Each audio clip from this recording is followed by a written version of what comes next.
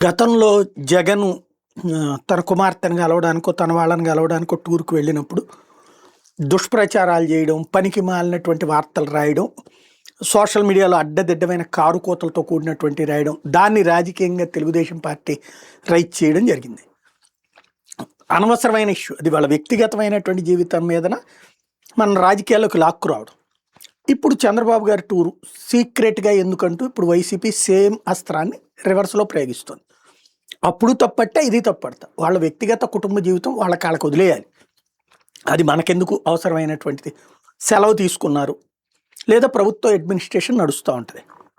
దాంతో విదేశాలకు వెళ్ళిపోతే ఇక్కడ పరిపాలన ఆగిపోతే అనుకోవాలి. ఎక్కడి నుంచైనా చేసే రోజులు ఇవాటి రోజున.